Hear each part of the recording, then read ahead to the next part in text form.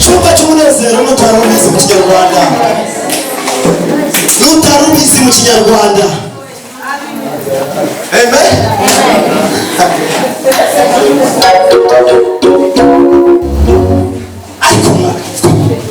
Abeka simuribe mwenyine tu.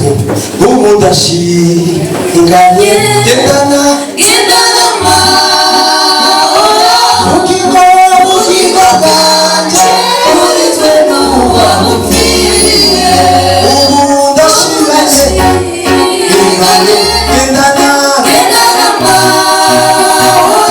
Ukigo banje urizwe n'uwa mupfiriye. Ubu ndashinganye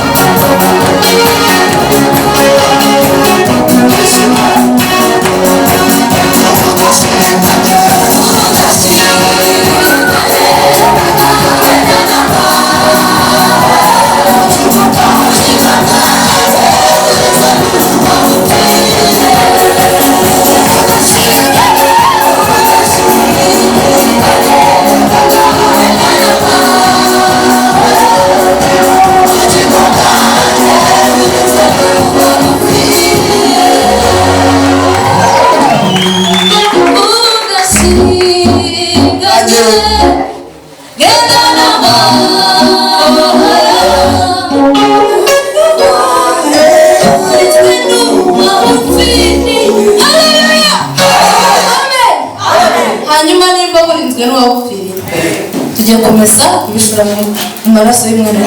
Amen. Haleluya. Amen.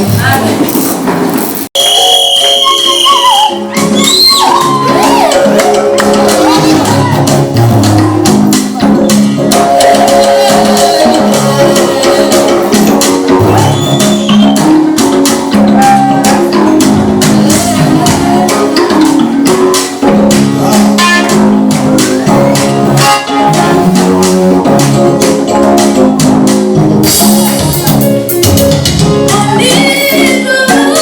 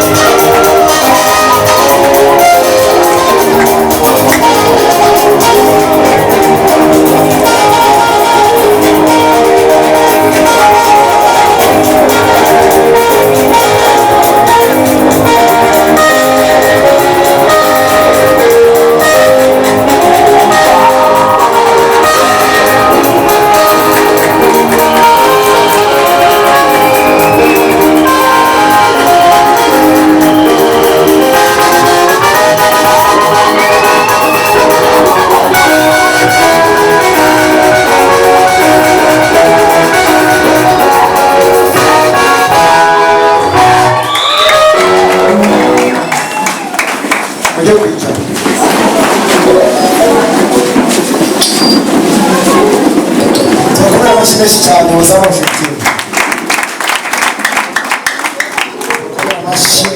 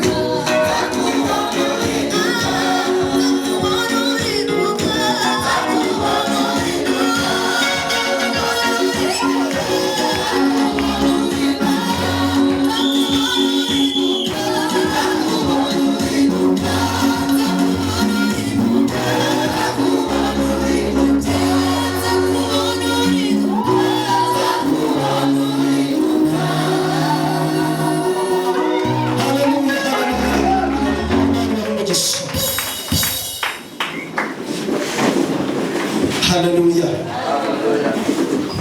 Kongere dukomere Imana yacu amashyi.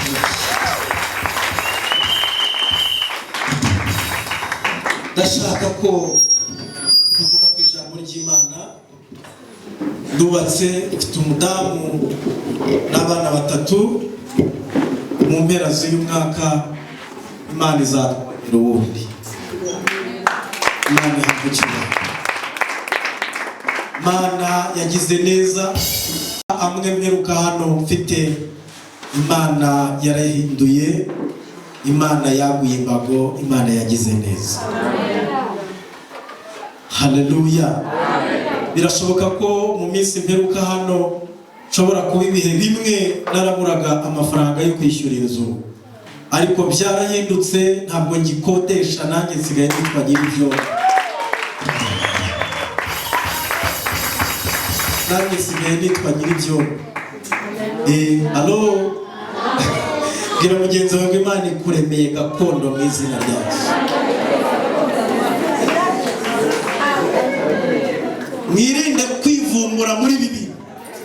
Mubyicaremo n'amabuno yombi, kuko data niwe azabasanga. Wirinde gutambika ibirenge Imana izagusanga aho yavuganiye nawe, kuko ari nta jambo ivuga ngo rihebe. Abarundi nibo bavuga ngo iki Imana yavuze ikirindisha ubuhiri, ikirindisha ubuhiri. Ijambo Imana yavuze ku buzima bwawe izarisohoza byanze bikunze. Ese muyifitiye icyizere? Tuyizamurire icyubahiro akabyara abahungu n'abakobwa. Munyemerere dusome ijambo ry'Imana. Ndashimira ubuyobozi bw'itorero kudutumira kugira ngo tuze dusangire Pentecote, umunsi w'ibyishimo, umunsi w'umunezero. Ubundi iyi niyo anniversaire yo gutangira kw'itorero. Amen. Amen. Iyi niyo anniversaire yo gutangira kw'itorero. Niyo anniversaire yo gutangira k'umubiri wa Kristo. Niyo anniversaire y'ijambo Yesu yabwiye Petero, aramubwira ngo kuri wowe niho nzubaka itorero, kandi amarembo y'ikuzimu naho yazikuka ntabwo azagira gute, ntabwo azarinyeganyeza. Ku munsi wa Pentecote nibwo Petero yabwirije, hakizwa abantu ibihumbi bingahe? Hakijijwe ibihumbi bingahe?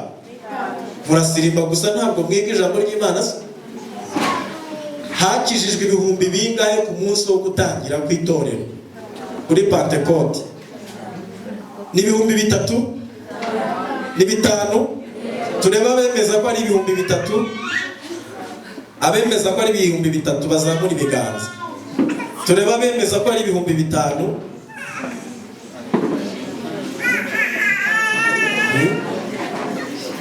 Bose muratandaraje hose se. Ikirenge kimwe kiri muri 3, ikindi kiri muri 5. Mbega mwebwe murantengushye. Haleluya. Uyu munsi nibwo Petero yabwirije, amen, abwira abantu ngo mwivuga ko twasinze. Ntabwo twasinze ihira, ahubwo twanywereye kwa Yowe. Niyo mpamvu murimo mwumva indimi z'iwanyu kuri gakondo z'iwanyu. Iri ni isezerano Umwuka Wera twasezeranijwe. Isezerano ryasohoye, umufasha yabonetse. Haleluya.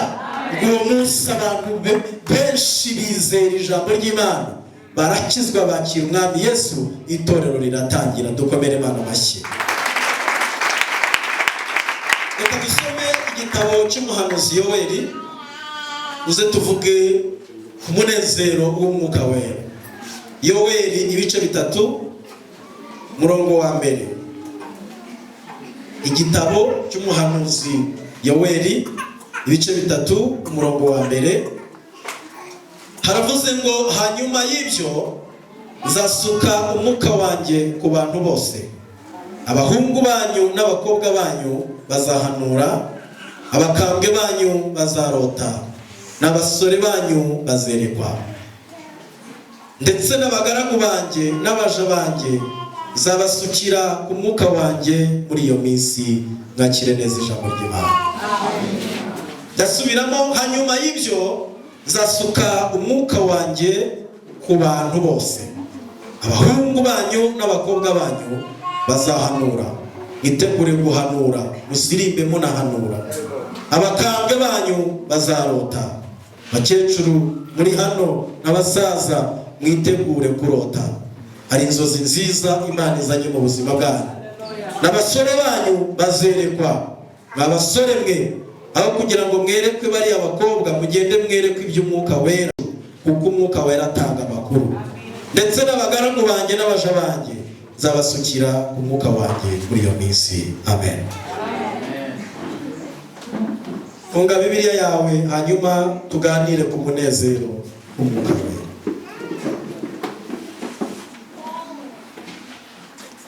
Bwana Yesu asifiwe. Bwana Yesu asifiwe. Tumuzamurire icyubahiro, aragikwiriye. Buriya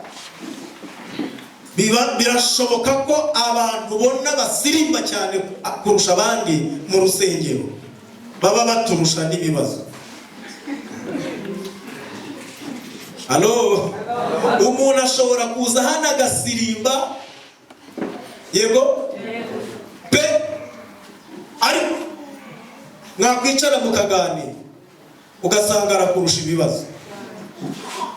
Kuki umuntu ashobora gusirimba cyane akarusha abandi kandi abarusha n'ibibazo? Asifiwe Yesu. Amen. Umunezero w'umwuka we. Kuki ushobora kuva hano ufite ibihe byiza, wagera mu rugo umugabo akagutuka cyangwa akagukubita, aho kugira ngo babare ugatera haleluya, ugatitira ukavuga mu ndimi, kandi ukubise urushyi waruriye ariko ugatangira ukavuga mu ndimi. Umunezero w'umwuka we. Twashakiye umunezero mu bintu bitandukanye. Numwe mu bantu bashakishije umunezero cyane ko n'igishoro cyo kuwushaka nari ngifite. Naracuruzaga mfite amafaranga, natunze amafaranga nkiri umwana, bakajya banyita umukire w'umwana. Mafaranga aragenda ntera umurembo, ndasohoka nkagenda nkajya ku Gisenyi, nkajya ku Kibuye, nkajya ku mazi, weekend yose amafaranga nkayarya uko byumva uko mbishoboye. Ariko ntabwo nigeze mbona umunezero. Nabonye umunezero ninjiye mu nzu y'Imana. Niyo mpamvu Dawidi yavuze ngo ntabwo yishimye umunsi yica Goliyati, ntabwo yishimye umunsi bamwimikisha kuba amavuta kuba umwami imbere y'abakuru biwe. Yishimye umunsi bamubwira ngo ngwino tugende mu nzu y'Imana. Aka gasura dufite no kubera amaraso ya Yesu. Haleluya, haleluya. Abo maraso ya Yesu yakesheje, niba mukomere amashyi muvugirize impundu. Aka gasura dufite ntabwo ari uko twari tumeze mushumba, ntabwo ari uko twasaga nabi, twari twarakanuye amaso. Tugeze mu nzu y'Imana, Imana idukubitaho amafreshe. Abantu bajya bambarira ngo ni mu myaka, mu cyakora ngo yaba ari 30, ngo ibaye myinshi ya 32, kandi 40 narayirengeje, ndimo ndasaza. Kubera muri Yesu ntabwo aza. Twatewe mu bikari by'Uwiteka, tuzahorana itoto no mu busaza bwacu. Haleluya, kuko twatewe mu bikari by'Uwiteka. Cyaka tuvuge ku munezero w'umwuka we. Imbaraga z'umwuka we. Petero umwibuke, ni wa mugabo wigeze kwihakana Yesu. Numwe muri 12 Yesu yahamagaye, ariko Petero kuko atarafite kwizera, hanyuma arangije aravuga ati uyu mugabo nubwo ampamagaye ntabwo napfa kwizera ibintu byiwe. Abandi ibintu byose bakoreshaga barabisiga.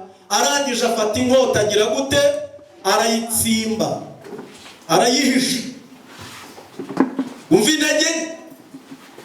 Haleluya, haleluya.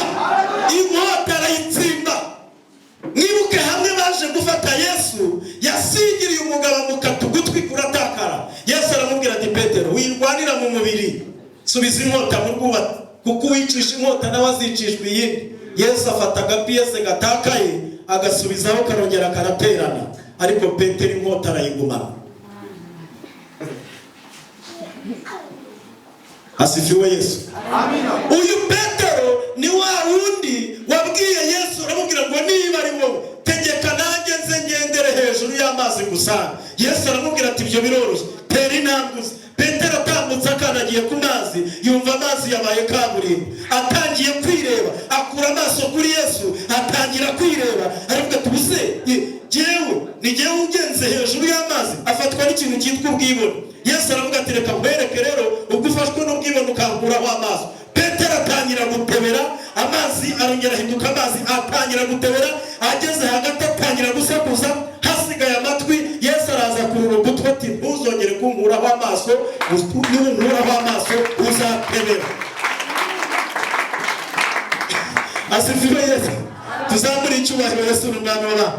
Petero yurimo mvuga ni wa wundi wamubwiye ngo ntabwo ndi bukwihakane, ariko umuja mukanze aramubwira ati ukuntu nkureba ndabona ufite ishusho nk'iya Yesu, ndumva uvuga nkawe. Aravuga ati ibyo uvuga ntabwo mbizi.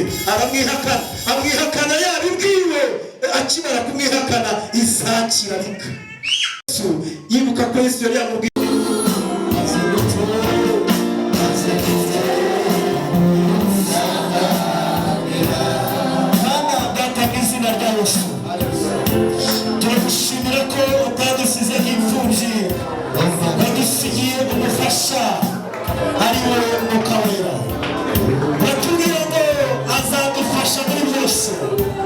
udusezeranya ko azatubwira ibyenda kuba, utubwira ko azatsinda ab'isi akabemeza iby'ibyaha byabo.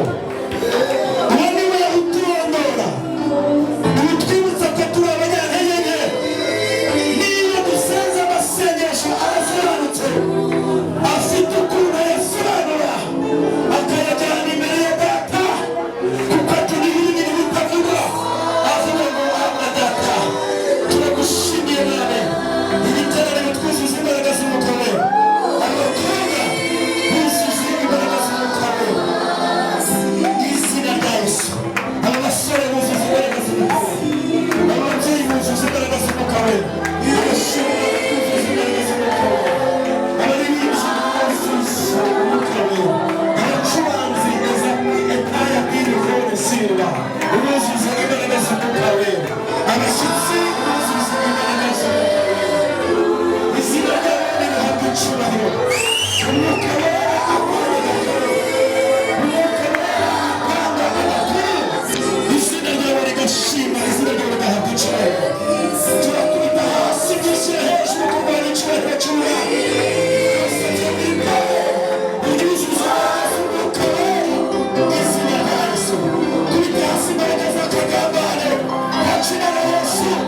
dayimoni itatanya imitima, yagera imitima kandi imitima y'abacika bose. izina ry'Uwiteka rihabwa icyubahiro.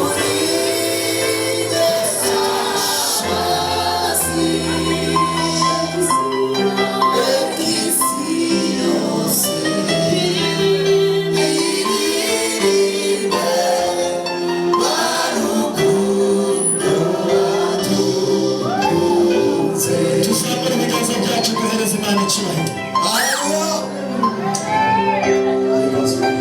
Imana irambwiye ngo ije kubaka ibyanyu byari byarasenyutse. Imana ije kubaka ibyawe byari byarasenyutse. Imana itanze umunezero udasanzwe mu mutima wawe. Imana ikumaze ubwoba bwose wari ufite. Imana ikumaze ubwoba bwose wari ufite. Imana iravuze ngo ikurinze kwikorera n'abakora mu maso y'abanzi bawe. Imana iravuze ngo ikuvanyeho ikimwaro. aho wasabeye niho Imana igiye kukwambikira icyubahiro. Imana igaruye ibyawe byanyazwe. Imana igaruye ibyawe byanyazwe. abagutaye Imana irabagaruye. bari barakwanze Imana igusize igikundiro. Imana igusize baguteye igikundiro. Imana ije gutanga akazi mu bashomeri. Imana ije gukiza indwara. Imana ije gukiza indwara. mama Imana ije kukubakira urugo. Imana ije gutanga minerivare. Imana igaruye iminyago. Imana igaruye iminyago. Imana igaruye iminyago. tunyeganyeze icyubahiro cy'Imana. Nikumva presence y'Imana hano hantu. Nikumva presence y'Imana. Nikumva icyubahiro cy'Imana hano hantu. Nikumva icyubahiro cy'Imana hano hantu. ndashaka ko dutera haleluya eshatu mu izina rya Yesu.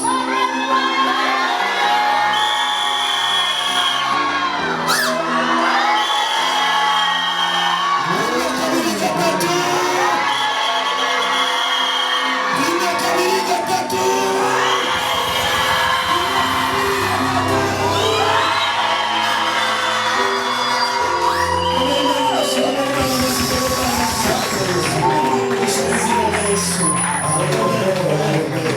dukomere Imana amashyi menshi cyane.